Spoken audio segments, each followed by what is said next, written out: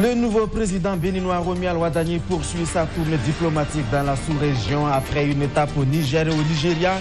Il a été reçu ce mardi par le président du Faso, le capitaine Ibrahim Traoré. Entre honneurs militaires, entretiens privés et séances de travail au palais présidentiel de Koulouba, les deux chefs d'État ont affiché leur volonté de renforcer la coopération entre le Burkina Faso et le Bénin. Le président béninois Romuald Wadani est arrivé cet après-midi à Ouagadougou, accueilli par le capitaine Ibrahim Traoré. Il a aussitôt pris part à une séance de travail au palais présidentiel de Koulouba. Entre le Burkina Faso et le Bénin, les relations ont traversé des zones de forte turbulence.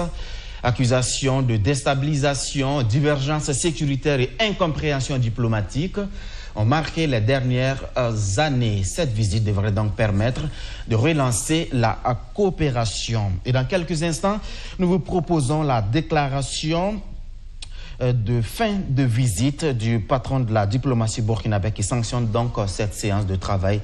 Et c'est dans quelques instants. Et on écoute Jean Karamoko Traoré, le ministre des Affaires étrangères du Burkina Faso.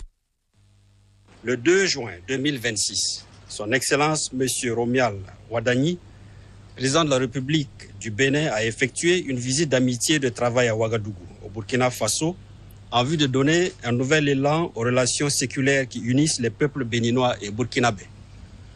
À son arrivée à l'aéroport international de Ouagadougou, le président Romuald Wadani et sa délégation ont été accueillis par le camarade capitaine Ibrahim Traoré, président du Faso, entouré de membres du gouvernement et de présidents d'institutions ainsi que des représentants des corps constitués.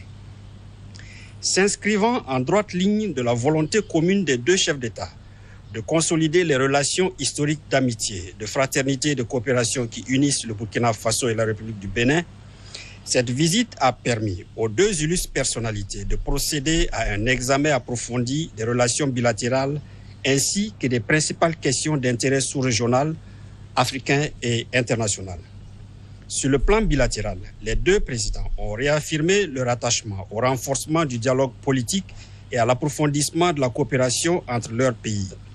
Ils ont souligné la nécessité de bâtir un partenariat renouvelé fondé sur la confiance, le respect mutuel, la solidarité et la recherche de solutions concertées aux défis communs. À cet effet, et abordant la situation sécuritaire dans la sous-région, les deux chefs d'État ont souligné l'impérieuse nécessité de renforcer la coopération, la solidarité et la concertation entre États voisins face aux menaces communes, notamment le terrorisme, la criminalité transfrontalière organisée et toutes les formes d'extrémisme violent. Ils ont réaffirmé leur détermination à œuvrer ensemble en faveur de la paix, de la stabilité et du développement durable dans l'espace ouest africain. Les deux chefs d'État ont en outre procédé à un échange de vues sur les principaux défis auxquels le continent africain et la communauté internationale sont confrontés. Ils ont notamment évoqué les situations dans la bande sahélienne et la région des Grands Lacs et ont réaffirmé leur attachement au règlement pacifique des différends, au dialogue et à la diplomatie comme voie privilégiée de résolution des crises. Sur les questions économiques, les deux chefs d'État se sont félicités du potentiel et des perspectives prometteuses de coopération dans les domaines du commerce, de l'industrie, de l'artisanat, de la formation technique et professionnelle, des infrastructures de transport, de la logistique, du transit ainsi que de la promotion des investissements. Ils ont convenu d'encourager davantage les échanges économiques et les investissements croisés au bénéfice des opérateurs économiques et des populations des deux pays. Avant son arrivée à Ouagadougou, le nouveau président béninois Romuald Wadani était quelques heures plus tôt au Niger, autre étape clé de sa tournée régionale.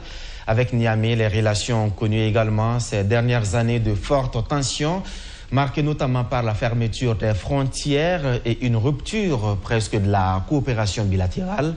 Cette visite d'amitié et de travail marque ainsi une volonté affichée de relancer le dialogue. Un comité de travail a été annoncé afin de formuler des propositions concrètes, une perspective attendue des deux côtés de la frontière.